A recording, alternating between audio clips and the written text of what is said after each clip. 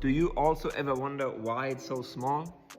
I'm talking about ancient rings here, this is not your personal therapy, but why are all ancient rings, or at least most of them, so small in size?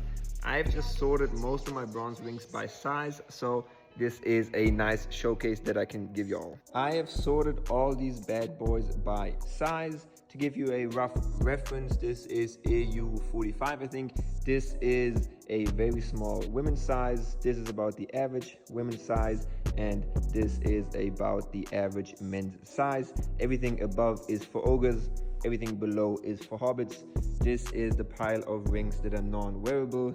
As a little reference, these are some very, very small pieces.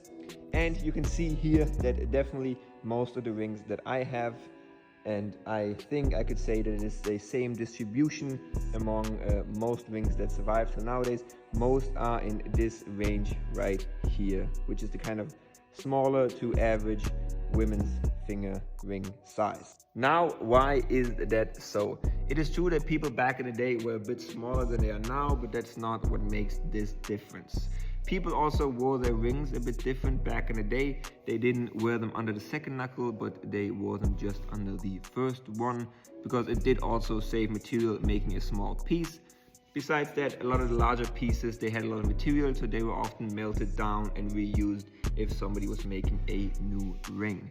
And in addition to that, all these small ones that are unwearable are also rings that were called votive rings, or rings that were offerings to gods, or that people wore around necklaces or strings and stuff like that. So none of these were actually, or at least some of these were actually not worn on fingers at all. So that's why most of these ancient rings are so small. If you want to get your own, comment artifact and I'll hit you the link to my shop to get your very own.